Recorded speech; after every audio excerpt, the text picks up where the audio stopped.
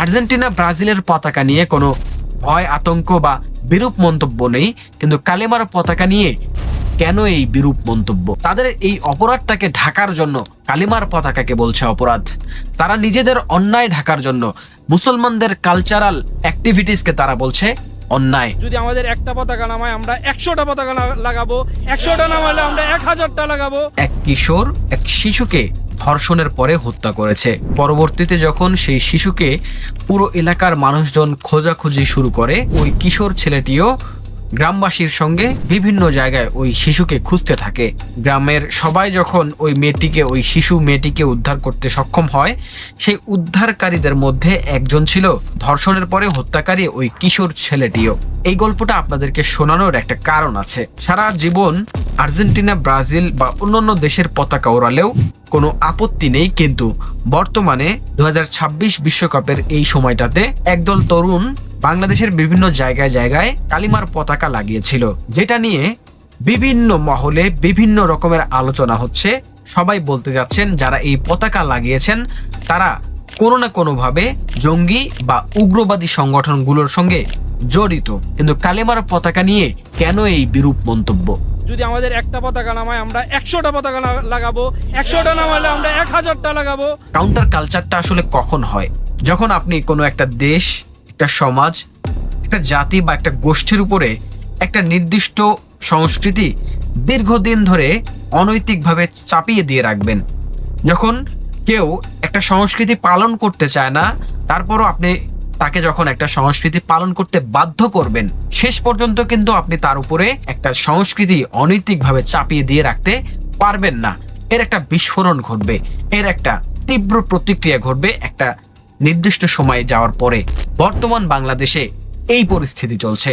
বাংলাদেশের একটা শ্রেণী কখনোই ভিনদেশি খেলা, ভিনদেশি সংস্কৃতি, ভিনদেশি পতাকা ওড়ানোর ব্যাপারে কোনো সময় আগ্রহী ছিল না, কিন্তু তারপরও বাংলাদেশের মুসলিম সমাজের উপরে আর্জেন্টিনার মতো একটা দেশ, ব্রাজিলের মতো একটা দেশ, জার্মানির মতো একটা দেশ, এইসব দেশের পতাকা, এইসব দেশের সংস্কৃতি, এইসব দেশের খেলা, আমার দেশের মানুষের রন্ধ্রে রন্ধ্রে এইসব জিনিস ঢুকিয়ে দেওয়া হচ্ছে। কিন্তু যখনই আমাদের কেউ ইসলামিক কোনো কালচার মানুষের সামনে উপস্থাপন করে, তাকে বলে জঙ্গি, তাকে বলে উগ্রবাদী। আমরা কয়েকদিন আগেও দেখেছি যে ছেলেটি নাকি 5 ওয়াক্ত নামাজ জামাতের সঙ্গে পড়ে, এটাও নাকি একটা জঙ্গিবাদের সিম্বল।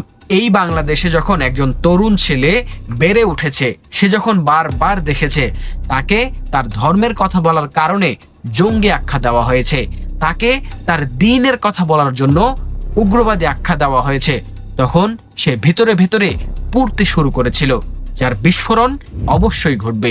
সেই বিস্ফোরণটা এবার ঘটেছে। আর্জেন্টিনা, ব্রাজিলের পতাকা নিয়ে কোনো ভয় আতঙ্ক বা বিরূপ মন্তব্য নেই, কিন্তু কালেমার পতাকা নিয়ে কেন এই বিরূপ মন্তব্য? দেখেন, যে ব্যক্তি অপরাধী সে বারবার চাইবে যে আমার নিজের অপরাধ ঢেকে রাখার জন্য। যারা এতদিন যাবৎ যুগ যুগ ধরে বাংলাদেশের মুসলমানদের উপরে ভিনদেশি আর্জেন্টিনা, ব্রাজিল বা অন্য দেশের পতাকা বাংলাদেশের বুকে উড়িয়ে বাংলাদেশের মানুষের অন্তরে ভিনদেশি সংস্কৃতির বীজ বপন করে বারবার অপরাধ করেছে, তারা তো চাইবেই তাদের সেই অপরাধ যাতে ঢাকা পড়ে, তাদের সেই অপরাধ যাতে জনসমক্ষে না আসে। তাদের এই অপরাধটাকে ঢাকার জন্য কালিমার পতাকাকে বলছে অপরাধ। তারা নিজেদের অন্যায় ঢাকার জন্য, তাদের নিজেদের কালচারাল অন্যায় ঢাকার জন্য মুসলমানদের কালচারাল অ্যাক্টিভিটিসকে তারা বলছে অন্যায়, অপরাধ। আর এটা করতে গিয়ে তারা বিশ্বের বুকে বাংলাদেশকে কিরকম অস্বস্তিকর পরিস্থিতির মধ্যে ফেলছে সেটা কম বেশি আমরা সকলেই জানি, সকলেই বুঝি। যখন একটা দেশের মধ্যে জঙ্গিবাদের উত্থান ঘটেছে বা উগ্রবাদের সিমটম দেখা যাচ্ছে বলে কেউ প্রচার করবে, তখন পুরো বিশ্ব ওই দেশটা সম্পর্কে নেতিবাচক চিন্তা করা শুরু করবে। আর এই নেতিবাচক চিন্তা থেকেই অর্থনীতি, রাষ্ট্রনীতি সহ বিভিন্ন নীতিতে এই দেশটাকে কোণঠাসা করার জন্য চেষ্টা করা হবে।